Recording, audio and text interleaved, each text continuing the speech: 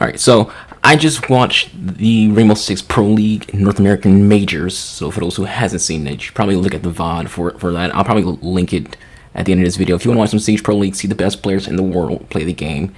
Congrats to your champions, Dark Zero Esports. They've been considered one of the best teams in the world, as well as the best team in America since the day they were created. And they had no trophies to show for it. They finally have a trophy. They're finally officially the best team in North America. So shout outs to them. But what I'll talk about in today's video is actually the next season of Siege, which has Sam Fisher. So hopefully this doesn't last too long, but I do want to go over like a lot of the things that happen. There's going to be a colorblind mode, which is helpful for those who like to utilize colorblind mode, or colorblind or not. If you look at most games, such as shooters, a lot of people just play around with the colorblind modes to get things to look the way they want personally. They're also adding map bans, which is going to help when it comes to having these maps. There's a lot of maps in Siege, and there's some that people don't like. So if you have a preference when it comes to maps, and you don't want to play on like Outback or Gillette, now you'll be able to ban those in the next season. So that's a huge plus. Me personally, I hate Outback. If you watch my streams, which link to my live stream will be in the descriptions below, so hit me up on there, follow me on there. I stream Siege, I stream a lot of different games, but primarily I'm known as a Siege freaking player. So when it comes to like me playing Siege, I hate freaking Outback. So definitely that's something that I like. Something ban Outback. And the funny thing is, I don't do bad on Outback. I just hate it. Like I have a habit of doing really good on that map. I just don't like it. They're also changing up how EMPs work when it comes to Thatcher. His EMPs will no longer destroy bandits and mutes. They'll just disable them, which people are kind of looking at that as a weird thing, but it makes sense. I think it's a good move because EMPs don't destroy technology and they disable technology. So it's a good change to make it more consistent and realistic. At the same time, it makes other operators stronger, and by that I mean people like Kali. So if you want gadgets destroyed, you're going to start picking Kali. You're going to start picking Sam Fisher, who in the game we know as Zero, to actually destroy gadgets instead of freaking just taking Thatcher and going from there. At the same time, this also will make Thatcher more playable, as he won't be able to destroy things since he's going to be disabling. People won't ban him as much. Right now, Thatcher's one of the most banned operators in Siege, and there's a lot of debate on whether or not that it is or isn't a good thing. So this move right here is to air quotes nerf Thatcher, but at the same time it's not entirely a nerf in my opinion, because I think it still makes Thatcher your go-to pick for not destroying but like dealing with gadgets. But it does make Kali more useful when in the sense if you want things destroyed, not disabled. If you want things destroyed, you can also pick Zero.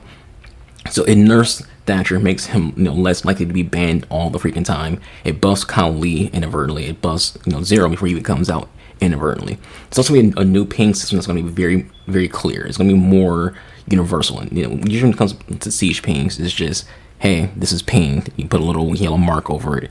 The new ping system is going to be more clear. It's going to show say you ping a Goyo trap. It's going to show up as a Goyo trap on the map, so your teammates know exactly what it is you're pinging.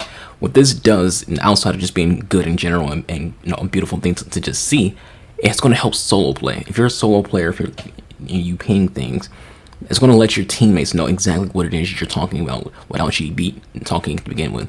Me personally, I solo queue a lot, and when I solo queue, I don't play with comms. So I'm solo queuing with the only voice I have being my own, and the communication I have is my own. So when it comes to something like this, that will help me and the people I'm playing with be able to communicate with each other. It's a very good thing. So think of like Apex. You play in Apex and you ping, a caustic trap.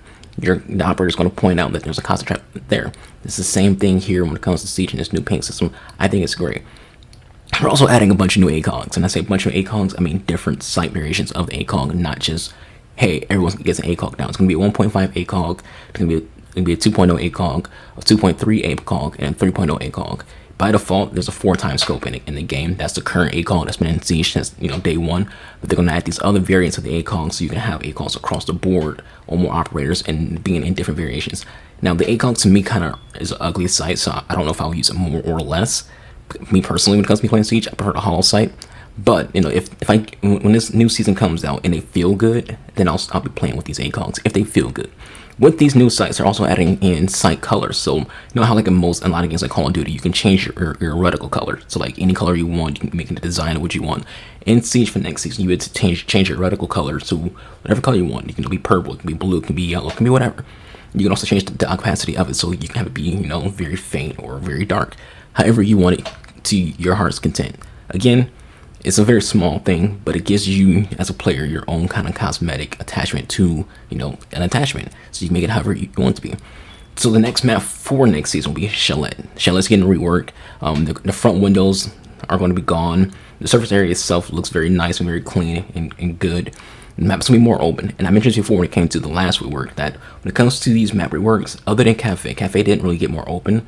But the other map reworks have just been more open. They're opening up the maps. Theme Park is more open. Oregon's more open. Chalet's going to be more open. They're making these maps bigger on the inside. They don't seem bigger from the outside, but on the inside, they're bigger. There's a lot more space, a lot more room, and there's a lot more things to try to strategize around. So I feel like it's a good move. I haven't played it yet, so I can't give a full opinion on Chalet itself. I personally feel like you have to play the map before you can say, oh, this rework is good. This is a great rework. So when the season does start, I'll go around Chalet and see how it looks, see how it feels, and then we'll talk about it. So they're also going to be adding some new gadgets, like a mini hard breach. And from what it sounds like, it's going to be automatic. So once you put it on the thing, it's going to go. You can't time it like you can with not Thatcher with like a Thermite or Habana or Maverick or even Ace. Once you put this little miniature hard breacher, which is a very small box, once you put it on a wall, it's going to go off in a few seconds, and then it's there. I don't know who all has it. I haven't looked into it entirely. Maybe I should have before I did this video. Who cares? But I think it's okay. Will it eliminate picking hard breacher? No, because you're still going to need that big entry wall when it comes to like a Habana or a Thermite or an Ace. These little boxes don't make a big hole. Make a small little kill hole for you to kill box, I should say, for you to freaking shoot through and get kills from. It doesn't. You can't walk through it. You can't crawl through it. I mean, I don't even know if you can place it low enough to where it can make a small enough box to where you could crawl through it. So from the looks of it, it just looks like it's something that you can get kills through, and that's about it. So Zero, the new operator, aka Sam Fisher. Two things. There's going to be a brand new gun in Siege, the SC3000K. New gun, new AR. It looks decent. I can see it performing kind of like Finka's gun. But the big thing to me was more so the MP7. The MP7, which is not a new gun, has always been, just a recruit and bandit weapon. Now you're going to have the MP7 on attack, and I'm curious how it's going to play out. Me personally, I'm a big fan of MP7 in real life, and in all video games I have it. So if I play Zero, definitely going to run the MP7 more so than the AR.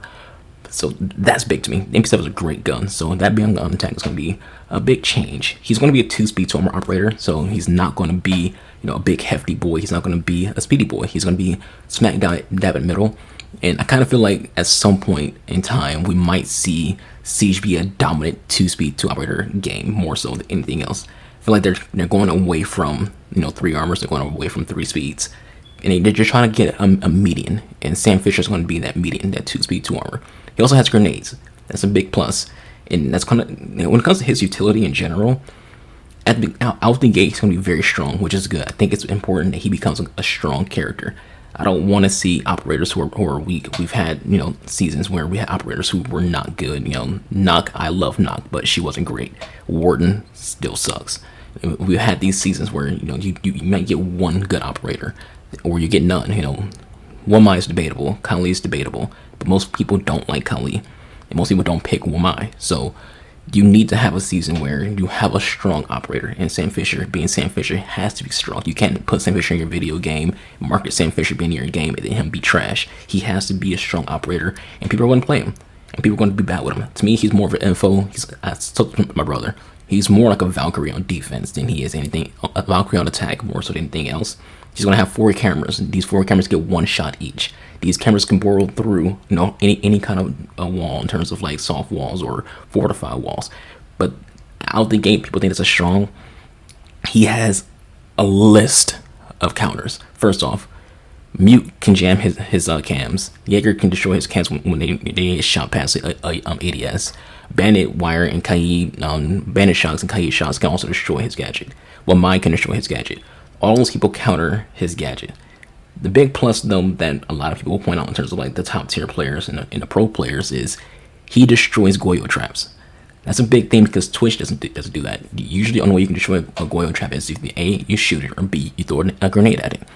So having a gadget, not a grenade, not your gun, be able to destroy Goyos, it's going to be big. It's going to be big for pro play. It's also going to be big for top ranked Siege play. Personally, I think Sam Fisher is going to be a great operator. I feel like early on, people are going to just overpick him a lot. It's going to seem too strong. But once, it levels out, and once people are going back to playing their usual mains, and he becomes more of a niche pick by your top players who have big brains, because he's a big brain player in my opinion. He's going to be a very comm heavy player in my opinion. He's not going to be a support. He's not going to be your top fragger, but he's going to be that middle of the pack guy who's giving you a lot of comms. So think of him like IQ, but better, and even like a way better version of IQ, 10 times better. But in that same kind of thought process, maybe great. People are going to call him overpowered. He's not going to be overpowered. If anything, him having grenades might be too much. Smokes are probably a better idea for Sam Fisher, in my opinion. Maybe he will have it, because usually you get 2 gadgets. Maybe usually you get 2 grenades. Maybe he'll have freaking smokes with those.